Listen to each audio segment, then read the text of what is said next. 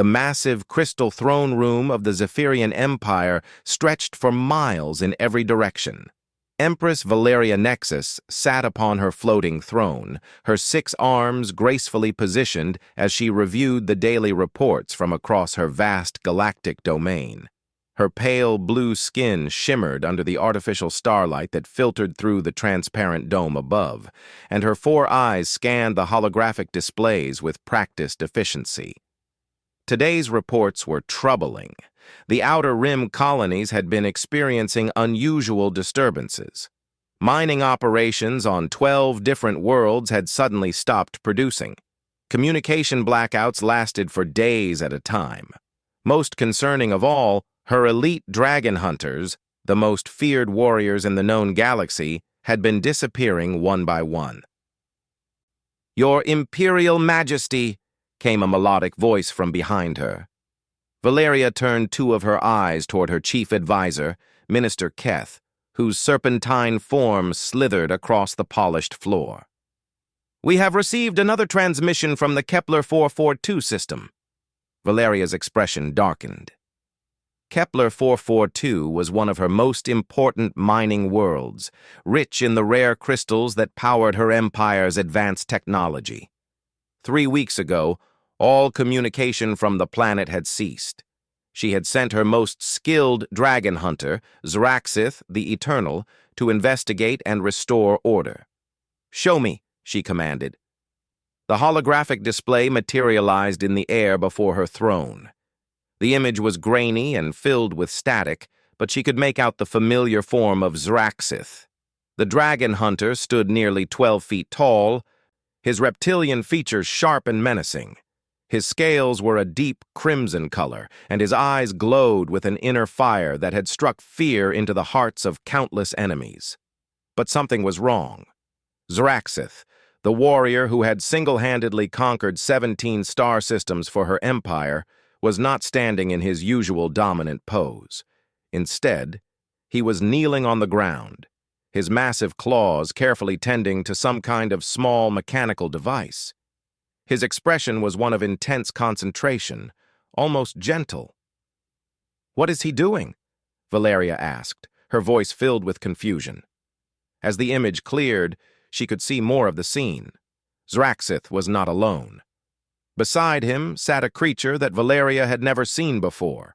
It was small, barely reaching Zraxith's chest even when standing. The being had pale, pinkish skin, strange fur covering the top of its head, and wore simple blue garments. Most peculiar of all, it only had 2 arms and 2 eyes. The small creature was holding what appeared to be a primitive tool, pointing at different parts of the mechanical device while making gestures with its hands. Zraxith nodded repeatedly, following the creature's instructions with an eagerness that Valeria had never witnessed from her most elite warrior. "Minister Keth," she said slowly, "what species is that creature?" Keth consulted his datapad, his forked tongue flicking nervously. "According to our preliminary scans, Your Majesty, it appears to be a human. They are from a small world called Earth, located in the Sol system. Our intelligence reports classify them as a primitive species that has barely achieved interplanetary travel." Valeria's 4 eyes focused intently on the screen. "A primitive species? Then what is one doing on Kepler 442? And why is my dragon hunter treating it with such respect?" The transmission continued, and Valeria watched in growing amazement as the human stood up and brushed dirt from its garments. The mechanical device, which she now recognized as some kind of mining equipment, suddenly hummed to life. Lights flickered across its surface, and the sound of efficient machinery filled the audio feed. Zraxith let out what could only be described as a pleased rumble, a sound she had only heard him make after particularly successful conquests. But this was different. There was no violence, no destruction. The dragon hunter was actually smiling. The human said something in its strange language, and Zraxith responded in what Valeria realized was broken basic, the common tongue of the galaxy. "Good work, Marcus. You fixed the big digger again. Marcus.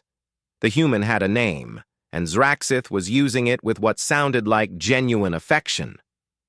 Minister Keth, Valeria said, her voice taking on a dangerous edge. I want a full report on this situation immediately. How long has this been going on? Why haven't I been informed? Keth's scales darkened with anxiety. Your Majesty, the first reports began arriving 2 weeks ago. Initially, we believed Zraxith was simply interrogating a captured primitive. However, subsequent transmissions have shown unusual behavior patterns. More holographic displays materialized around the throne room, showing various scenes from Kepler 442. In one, Zraxith was carrying massive metal beams, while the human, Marcus, directed their placement with precise hand signals. In another, the two were sitting together around a small fire, sharing what appeared to be a meal. But the most shocking image showed Zraxith's massive form curled up like a sleeping pet, while Marcus worked on a complex piece of machinery nearby. The dragon hunter, who could destroy entire cities with his bare claws, was napping peacefully, while a primitive human tinkered with technology that should have been far beyond the creature's understanding. This is impossible, Valeria whispered. Dragon hunters are bred for conquest and destruction. They form bonds only with their imperial masters. How can a primitive alien have gained such influence over one of my finest warriors? As she spoke, a new transmission arrived. This one showed Marcus explaining something to a group of Zephyrian mining supervisors, while Zraxith stood protectively behind him. The human was using crude drawings in the dirt to illustrate his points, but the supervisors were nodding eagerly and taking notes on their data pads. Your Majesty, Minister Keth said carefully, perhaps we should recall Zraxith for debriefing. His behavior has become increasingly erratic. Valeria raised one of her hands for silence. On the screen, Marcus had finished his explanation and was walking toward a damaged piece of mining equipment. As he approached, Zraxith immediately moved to clear a path, gently pushing aside debris that could have harmed the small human. The dragon hunter's protective instincts, usually reserved only for Valeria herself, were now focused entirely on this primitive alien engineer. No, she said finally. I want to understand what's happening here. This human has accomplished something that I thought was impossible. Dragon hunters cannot be tamed or befriended by inferior species. Yet here is proof that my assumptions were wrong. She stood from her throne, her 6 arms moving in an unconscious display of agitation. Prepare my personal ship. I'm going to Kepler 442 myself. Your Majesty. Keth's serpentine form recoiled in shock. That would be highly irregular. Empresses do not make personal visits to mining colonies. The security risks alone are minimal compared to the threat of losing control over my dragon hunters, Valeria interrupted. If this human has discovered some way to influence them, I need to understand how. For all we know, this could be the beginning of a rebellion. As she spoke, another transmission arrived. This time, the audio was clearer. Marcus was speaking to Zraxith in his broken basic, pointing toward a mountain range in the distance. Tomorrow we go there, big guy. Those crystals you need for your Empress? I think I know how to get them safely. The old mining technique was too dangerous, but I have a better way. Zraxith's response made Valeria's blood run cold. Marcus' friend knows best. Zraxith trusts Marcus' wisdom. Trust. Her dragon hunter, bred for loyalty to the Empire alone, was placing his trust in an alien primitive. Minister Kith, she said, her voice deadly quiet, change of plans. We leave immediately. And prepare a full diplomatic escort. I have a feeling this human is more than he appears to be. As the preparations began, Valeria continued watching the transmissions. In every scene, Marcus worked with quiet efficiency, solving problems that had plagued the mining operation for months. The local Zephyrian workers had begun treating him with the same respect they showed their imperial overseers. More disturbing still, Zraxith had begun learning human expressions and mannerisms. The mighty dragon hunter was becoming more human-like with each passing day, while simultaneously becoming more effective at his duties than ever before. "What are you, Marcus of Earth?" Valeria murmured as her ship prepared for departure. "And what have you done to my warrior?" The journey to Kepler 442 would take 3 days at maximum warp. 3 days to prepare for what could be the most important encounter in the history of her empire. If this human could influence dragon hunters so completely, what else might his species be capable of? As her ship launched from the Imperial dock, Valeria found herself feeling something she hadn't experienced in centuries of rule: uncertainty. For the first time since claiming the throne, she was traveling to meet someone whose capabilities she couldn't predict or understand. The primitive human engineer from Earth was about to receive a visit from the most powerful ruler in the known galaxy. But as Valeria settled into her command chair for the long journey ahead, she couldn't shake the feeling that she was the one who was about to be surprised. The stars stretched past her viewport as the ship accelerated toward Kepler 442, carrying an Empress toward a destiny she never could have imagined. The Extraterrestrial Empress was Astonished. Second document. 3 days later, Empress Valeria's flagship entered orbit around Kepler 442.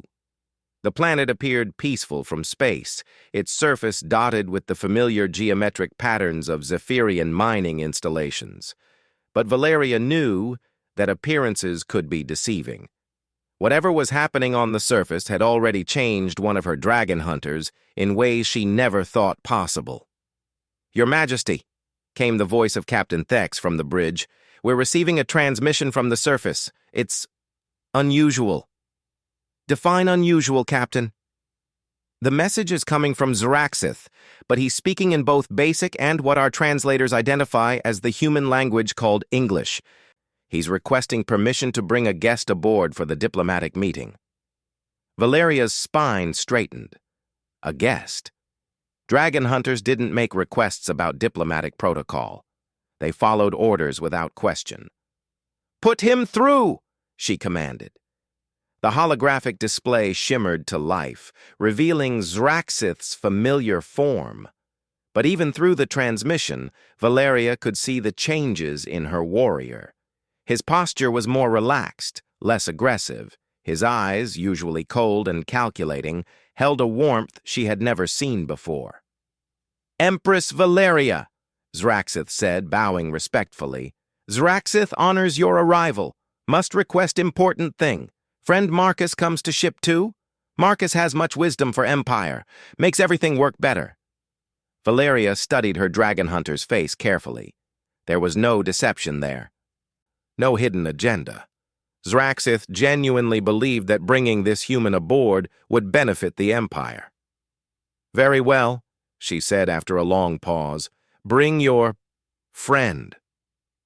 20 minutes later, Valeria stood in her personal receiving chamber, her 6 arms arranged in a formal position of imperial authority. The chamber was designed to intimidate, with its soaring ceilings and walls lined with the weapons and trophies of conquered worlds. She had received the surrender of 1,000 enemy leaders in this room. The doors slid open with a soft hiss, and Zraxith entered first. But instead of his usual confident stride, he moved carefully, almost protectively, keeping pace with the small figure beside him. Marcus was even smaller in person than he had appeared in the transmissions. He barely reached Valeria's chest. And his simple work clothes looked absurdly plain in the opulent surroundings. But what struck her most was his expression. Unlike every other alien she had ever met, Marcus showed no fear, no awe at being in the presence of galactic royalty. Instead, he looked around the chamber with what appeared to be professional curiosity. "Your Imperial Majesty," Zraxith said formally, "presents friend Marcus. Marcus fixes things good, makes mining work better than before." Marcus stepped forward and, to Valeria's amazement, offered a slight nod of acknowledgement rather than the prostration expected from all subjects. "Your Majesty," he said in accented but clear basic, "thank you for allowing me aboard. Zraxith has told me a lot about you." Valeria found herself momentarily speechless. This primitive being was addressing her as if they were equals, meeting for a business discussion. "Indeed," she managed to say. "I'm told you've been helping with the mining operations." Marcus smiled, and Valeria noticed that Zraxith's expression brightened at the same time. "Well, I wouldn't call it helping exactly, more like fixing what was broken. Your people are incredibly advanced, but sometimes the simplest solutions get overlooked when you're used to thinking in terms of massive technology." "Explain." Marcus gestured toward one of the viewing ports. "May I show you something on your planetary display system?" Valeria nodded, and the chamber's holographic projector activated. A three-dimensional map of Kepler 442's mining installations appeared in the air between them. "This is how your operations were set up when I arrived," Marcus said, manipulating the display with surprising skill. The image showed massive excavation sites connected by complex transportation networks. Very impressive engineering, but there was a fundamental problem with the crystal extraction process. As he spoke, Marcus highlighted several areas on the map. "Your people were using brute force extraction, essentially trying to blast the crystals out of the rock. It worked, but it damaged about 60% of the crystals and made the whole operation dangerous for the workers." Valeria watched as Marcus continued his explanation, showing how the Zephyrian approach, while technologically advanced, was actually inefficient and wasteful. But what fascinated her more than the technical details was the way Zraxith hung on every word, occasionally nodding or adding supporting comments. "So what did you do?" she asked. "I showed them how to read the crystal formations instead of just attacking them. Back on Earth, I worked in geological engineering. Different minerals, same principles. Crystals grow in predictable patterns. If you understand the pattern, you can extract them intact with about 95% efficiency." Marcus manipulated the display again, showing the new extraction sites. "We're getting 3 times the yield with half the energy expenditure. Plus, the workers are safer because we're not using explosive methods anymore." Valeria studied the data scrolling past the display. The numbers were undeniable. In just 2 weeks, this human had improved the efficiency of her most important mining operation by over 200%. "Impressive," she admitted. "But this doesn't explain why my dragon hunter has become so attached to you." For the first time, Marcus looked slightly uncomfortable. He glanced at Zraxith, who gave what could only be described as an encouraging nod. "Well, that's a bit more complicated," Marcus said. "You see, Zraxith arrived on Kepler 442 expecting to find rebels or invaders. Instead, he found a bunch of frustrated miners who couldn't figure out why their equipment kept breaking down. When he realized I could help solve the problems, he—" Marcus paused, searching for the right words. "He what?" Valeria prompted. "He decided I was Pack," Zraxith answered proudly. "Marcus not enemy, Marcus helper. Makes Zraxith better warrior by making mission successful. Pack bonds strong." Valeria stared at her dragon hunter. Pack bonds were supposed to be impossible for his species. They were bred to be solitary warriors, loyal only to the Empire. "Pack bonds," she repeated slowly. Marcus nodded. "I've been reading about dragon hunter psychology in your databases. With Zraxith's help, of course. Turns out they're a lot more social than your breeding programs account for. They just needed the right kind of social interaction." "What kind of interaction?" "Cooperative problem solving," Marcus said simply. "On Earth, we call it teamwork. Most intelligent species are naturally collaborative. You've been training your dragon hunters for individual combat and conquest, but their brains are wired for cooperation just like any other social species. Valeria felt a chill run down her spine. If this human was right, it meant that centuries of dragon hunter training had been based on a fundamental misunderstanding of their nature. "You're saying my warriors would be more effective if they worked in teams?" "Not just teams," Marcus said, warming to his subject. "Diverse teams. Zraxith is incredibly strong and brave, but he's also curious about how things work. When I started explaining engineering principles to him, he didn't just learn them, he improved on them. He's been coming up with modifications to my designs that I never would have thought of." Zraxith practically glowed with pride. Marcus teaches, Zraxith learns. Together make better solutions than apart. Valeria found herself pacing, her 6 arms moving in complex patterns as she processed this information. "Show me these improvements." For the next hour, Marcus and Zraxith demonstrated their collaborative modifications to the mining equipment. What Valeria saw challenged everything she thought she knew about both humans and dragon hunters. Marcus would explain a concept using simple diagrams and analogies. Zraxith would listen intently, ask surprisingly sophisticated questions, and then suggest modifications based on his understanding of dragon hunter physiology and combat tactics. The result was technology that was both more efficient and more robust than anything either species could have created alone. "This mining drill," Marcus said, pointing to a holographic display, "was originally designed for precision work. But Zraxith realized that if we modified the power coupling system, we could make it strong enough for rapid excavation while maintaining the precision controls." "And Marcus thought of using resonance patterns instead of brute force," Zraxith added. "Makes crystals come out whole instead of broken pieces. Very smart technique." Valeria watched the two of them work together, finishing each other's technical explanations and building on each other's ideas with seamless cooperation. It was unlike anything she had ever seen in her empire.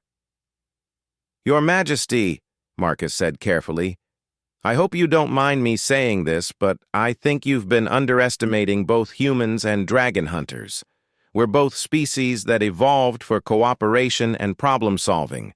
When you put us together and give us a shared challenge, we naturally start working as a team."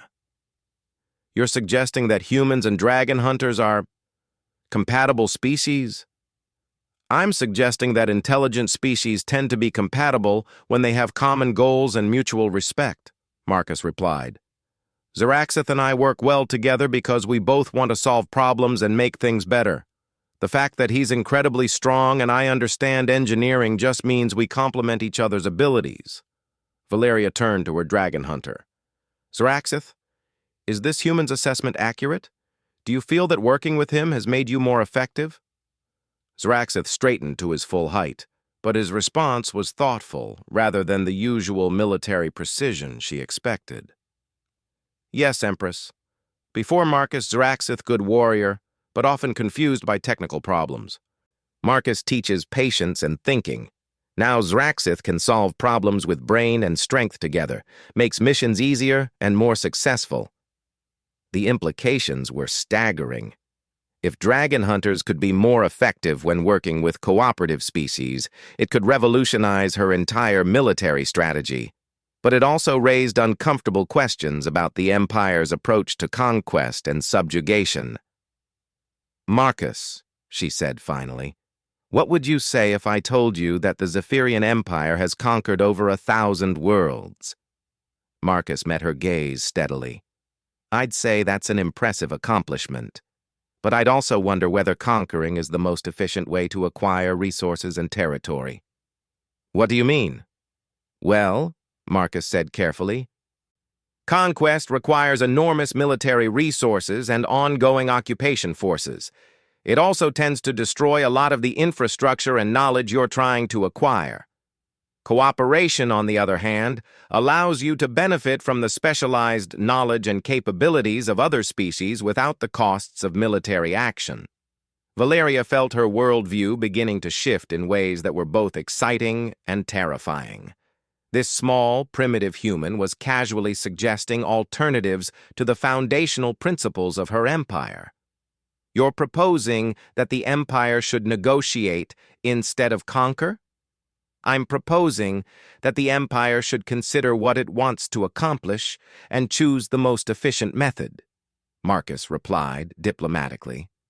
"Sometimes that might be military action, but sometimes it might be trade agreements, technology sharing, or cooperative development projects." As if to emphasize his point, Zraxith nodded enthusiastically. "Marcus' way makes everyone stronger, better than breaking things and having to fix later." Valeria realized that she was facing a decision that could reshape the future of her empire. This human engineer had already proven that cooperation could achieve results that conquest alone never could. But accepting his philosophy would mean questioning everything her civilization had built. The question was whether she had the courage to embrace such a radical change. "Marcus," she said slowly, "I believe we have much more to discuss." The Extraterrestrial Empress was astonished. Third document. 6 months after her first meeting with Marcus, Empress Valeria stood in a completely transformed throne room. Where once weapons and trophies of conquest had lined the walls, now holographic displays showed cooperative projects across her empire. Mining efficiency reports, technological innovation partnerships, and cultural exchange programs filled the air with data that would have been unimaginable just a year ago. The changes had not come easily. In the weeks following her encounter with Marcus and Zraxith on Kepler 442, Valeria had faced the most difficult decisions of her long reign. The human suggestions about cooperation over conquest had initially been met with fierce resistance from her military commanders and noble houses. Many had viewed Marcus as a dangerous influence and had demanded his removal, but the results spoke for themselves. The pilot program had started small. Valeria had assigned 3 dragon hunters to work with human engineering teams on different worlds, hoping to replicate the success she had witnessed. The skeptics had predicted disaster, expecting the proud warriors to reject cooperation with primitive aliens. Instead, something remarkable had happened. Dragon hunter Vorthak, known for his explosive temper and tendency to solve problems with brute force, had been paired with a human named Sarah Chen, a structural engineer from Earth's Asian Federation. Within days, they had developed a new type of building technique that could construct military fortifications in half the usual time while using 40% fewer materials. Dragon hunter Kylex, the Empire's most feared interrogator, had been matched with Dr. James Robertson, a human psychologist. Together, they had created new diplomatic protocols that resolved 3 separate border conflicts without a single battle, saving thousands of lives and vast military resources. Most surprisingly, dragon hunter Nithara, who had never worked well with any other being, had formed an immediate bond with Professor Elena Vasquez, a human xenobiologist. Their collaboration had led to breakthrough discoveries in dragon hunter health and nutrition, extending their lifespans by an estimated 30%. "Your Majesty," came a familiar voice from behind her throne. Valeria turned to see Marcus approaching, but he was no longer wearing simple work clothes. Now he wore the ceremonial robes of a chief imperial advisor, a position that had never before been held by anyone outside the Zephyrian species. Beside him walked Zraxith, but the dragon hunter had also changed. His previously simple armor now bore the insignia of the Imperial Engineering Corps, a division that had been created specifically to accommodate human dragon hunter collaboration teams. "Marcus, Zraxith," Valeria greeted them. "What brings you to the throne room today?" "We have the final reports from the Andromeda Sector Expansion Project," Marcus said, activating a holographic display with practiced ease. "The results exceeded our most optimistic projections." Valeria studied the data with growing amazement. The Andromeda sector had been identified as a potential expansion target 2 years ago, but military analysis had suggested it would require a massive conquest campaign lasting decades. The cost in lives and resources would have been enormous. Instead, Marcus had proposed an alternative approach. Rather than military conquest, the Empire had sent diplomatic teams composed of dragon hunters paired with human specialists. Their mission was to offer technological and cultural exchange partnerships to the various species inhabiting the sector. 17 different species have agreed to join the Cooperative Empire Alliance, Zraxith reported proudly. No battles fought, no cities destroyed, all species keeping their governments and cultures while sharing technology and resources. The economic benefits alone are staggering, Marcus added, highlighting specific data points. We're receiving access to technologies we never would have developed on our own, while they're benefiting from our advanced manufacturing and dragon hunter security expertise. Valeria shook her head in wonder. 17 worlds joined voluntarily in 6 months. It would have taken us 50 years to conquer that many systems, and the ongoing occupation costs would have been astronomical. Plus, Marcus said with a slight smile, we've made allies instead of enemies. The Crystalline Collective has offered to share their energy storage technology. The Nebula Wanderers are teaching us new forms of faster-than-light travel. And the Hive Builders are collaborating on construction projects that will benefit everyone. As if summoned by their conversation, the throne room's communication system activated. The three-dimensional image of an alien being appeared in the air, one of the spider-like Hive Builders from the Andromeda sector. Empress Valeria, the creature spoke through its universal translator, its multiple eyes blinking in sequence. The construction of the Joint Research Station proceeds ahead of schedule. Human engineer Patricia Wong and dragon hunter Morlack have solved the gravitational stability problem using a technique none of our species had considered. We are eager to implement similar collaborative teams on other projects. After the transmission ended, Valeria found herself marveling at how routine such communications had become. 6 months ago, the idea of alien species volunteering to work with the Empire would have seemed impossible. Your Majesty, Marcus said carefully, there is something else we need to discuss. Valeria sensed a change in his tone. What is it? Earth has been following our progress through the human volunteers, Marcus explained. They're impressed with what we've accomplished together, but they have some concerns about the long-term relationship between our species. What kind of concerns? Zraxith answered for his partner. Earth leaders worry that Empire still thinks like conquerors, want to make sure humans always treated as partners, not subjects. Valeria nodded thoughtfully. It was a reasonable concern. Despite the dramatic changes in her Empire's approach, most of the galaxy still viewed the Zephyrians as aggressive conquerors. Trust would take time to build. What are they proposing? She asked. Marcus activated another holographic display, this one showing what appeared to be a massive space station. A joint capital, a neutral station where representatives from all species in the Cooperative Alliance can meet on equal terms. Earth is willing to contribute their best scientists and engineers if you're willing to formalize the partnership. They want to create a new form of government, Valeria realized. Not replace your empire, Marcus clarified quickly. Transform it. Instead of an empire built on conquest, create a confederation built on cooperation. You would still be the leader, but you'd be governing through consensus and mutual benefit rather than military dominance. Valeria walked to one of the viewing ports and looked out at the stars. For over 1,000 years, her ancestors had built their empire through strength and conquest. The idea of voluntarily sharing power with other species would have been unthinkable just a year ago. But the evidence was undeniable. Cooperation had achieved more in 6 months than conquest had achieved in decades. Zraxith, she said without turning around, what do you think? You've worked more closely with humans than any other dragon hunter. Do you trust them? Zraxith's response was immediate and confident. Zraxith trusts Marcus completely.